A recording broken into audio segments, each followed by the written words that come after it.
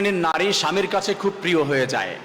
আমার প্রিয় মা বোনেরা মনে রাখবেন, এই চারটি গুণ যদি আপনার মধ্যে থাকে, আপনি আপনার হাজবেন্ডের কলিজার ভিতরে স্থান নিয়ে নিতে পারবেন। আর এই গুণগুলি যদি আপনার ভিতরে না থাকে, তাহলে আপনি প্রবলেমের ভিতরে পড়ে যাবেন। আমাদের প্রত্যেকটি মা বোনদের কলিজার দাবি হচ্ছে সে তার স্ত্রীর রাজরানী হয়ে থাকবে, সে তার হাজবেন্ডের রাজরানী হয়ে থাকবে, সে অনেক ভালোবাসা পাবে, সে তার হাজবেন্ডের কলিজা হয়ে থাকবে। কিন্তু কিছু মিস্টেকের কারণে আমরা মা বোনদেরকে দেখতে পাই যে তারা হাজবেন্ডের মন থেকে দূরে সরে যায়।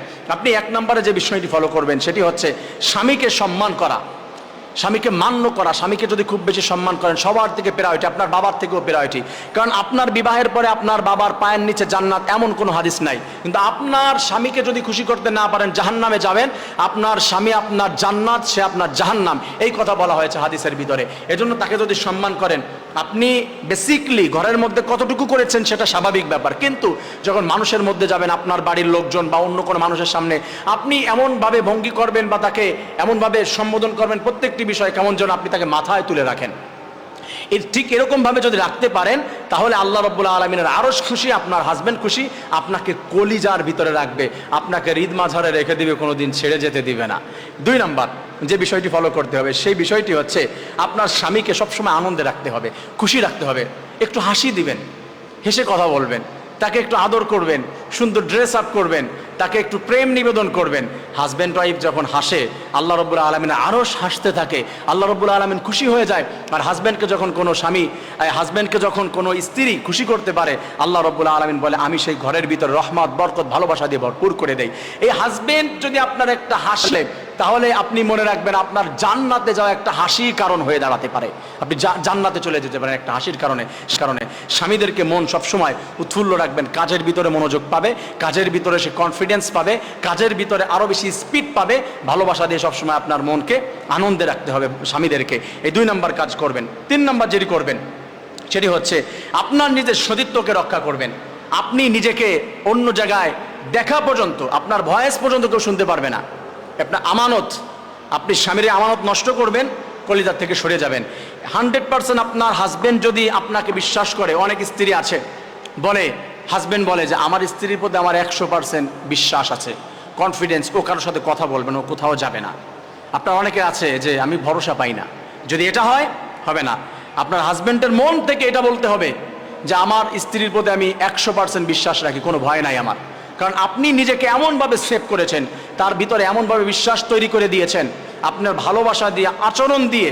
আপনি জাহিলি যুগের মেয়েদের মতো চলাফেরা করেন নাই, এটা আল্লাহ তাআলা নিষেধ করে দিয়েছেন। তাহলে আপনি ভালোবাসা পাবেন। আল্লাহ তাআলা কি বলছে? وقرن في بيوتكن ولا تبرجن تبرج الجاهلية الأولى। জাহিলি যুগের মেয়েদের মতো চলাফেরা করো না, তোমার লজ্জা স্থানকে হিফাজত করো। তুমি তাহলে আল্লাহর কাছে, তোমার স্বামীর কাছে প্রিয় হয়ে যাবে।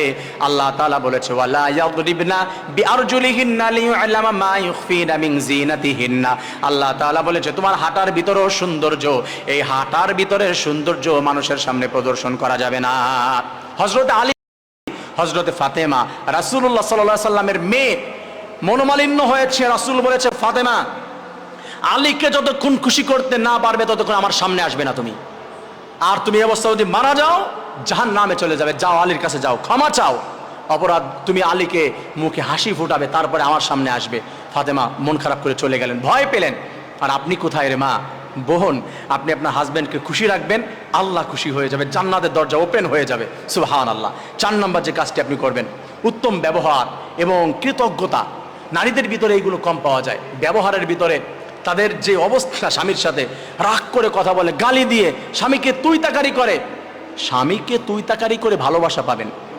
স্বামীকে তুই তাকারি করে, স্বামীর অকৃতজ্ঞ হয়ে প্রশংসা করলেন না, ভালোবাসা দিলেন না, এটা করতে পারবেন না। স্বামী যা এনেছে খুশি হবেন, সেটাই আনন্দ ফিল করবেন। তার যতটুকু অ্যাবিলিটি আছে সেখান থেকে যা দিয়েছে হাসি মুখে নিয়ে নেন না, খুশি হয়ে যান না। দেখবেন যে তার কলিজাটা ভরে যাবে, পরের দিনের থেকে ভালো কিছু চেষ্টা করবে। কিন্তু আপনি কি করেন? এই দিয়েছ, এটা হলো কিছু একটা। আমার ভাবিকে আমার ভাই শাড়ি দিয়েছে 10,000 টাকা দিয়ে, তোমার এই 700 টাকার শাড়ি, এটা দিয়ে যাওয়া যাবে কারো সামনে? কি 3 পিস দিয়েছো তুমি? হয় আল্লাহ কি কোনোদিন জ্ঞান দিবে না তোমাকে? তোমার কি কোনো উন্নতি হবে না? এই যে যে কথাগুলি আপনি বলেছেন আপনার হাজব্যান্ডকে, ওই বেচারা কলিজায় ব্যথা পায়, ভিতরটা খান খান হয়ে যায়। এটা করবেন না, আপনি হাসি মুখে বলবেন অনেক সুন্দর হয়েছে তো।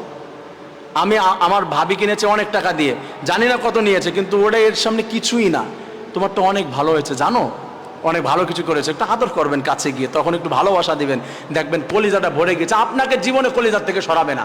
এই ট্রিক্সগুলো যদি আপনি অ্যাপ্লাই করতে পারেন প্রিয় বোন, প্রিয় মা, তাহলে আপনি আপনার স্বামীর কাছে প্রিয় হয়ে যাবেন। আমার প্রত্যেকটি মাকে, প্রত্যেকটি বোনকে আল্লাহ তাআলা তার হাজবেন্ডের কলিজার ভিতরে